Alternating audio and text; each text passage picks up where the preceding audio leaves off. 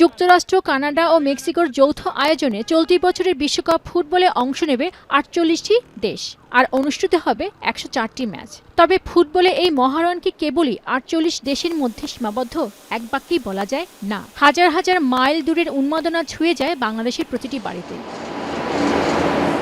কিন্তু ফুটবল ঘিরে এই যে ব্যাপক পাগলামি, সেটি কি কোনো ক্ষতি করে? নেতিবাচক প্রভাব ফেলে কি সার্বিক অর্থনীতিতে? মনে হতে পারেই টিকিট বিক্রি, বিজ্ঞাপন, টেলিভিশন বিক্রি বেড়ে যাওয়াতে তো অর্থনীতি লাভবান হয়। কিন্তু আপনার এই সরল বিশ্বাসে ধাক্কা দিয়েছে শীর্ষস্থানীয় বৈশ্বিক প্ল্যাটফর্ম ইউকেজি।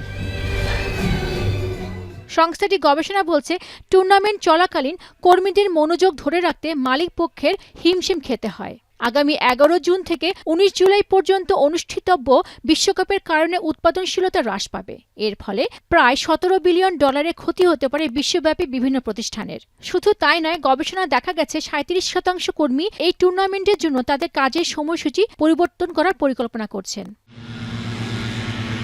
এছাড়া জরিপে দেখা গেছে, প্রতিষ্ঠানে দেরিতে এসে, নির্ধারিত সময়ের আগে চলে গিয়ে বা একেবারেই না এসে কাজে অনুপস্থিত থাকার সম্ভাবনা রাখেন ২৭% কর্মচারী। অন্যদিকে ১১% স্বীকার করেছেন যে তারা ফুটবলের চিন্তা মাথায় রেখেই কাজ করবেন এবং কর্মস্থলে গোপনে ম্যাচ ও হাইলাইটস দেখবেন বলে জানিয়েছেন ১৪%।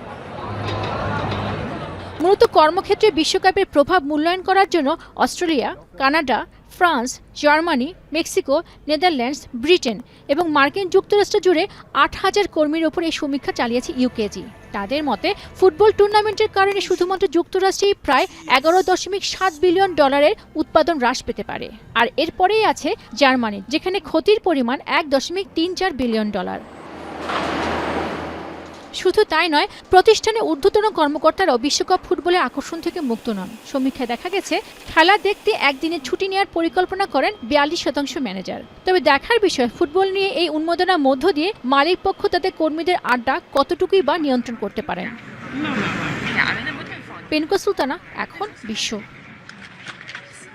ভিটামিন ই ও সি সিরাম ৮টি প্রাকৃতিক অয়েল সমৃদ্ধ লিলি সিরাম অয়েল, যা চুল পড়া কমায় মাত্র ৩০ দিনে।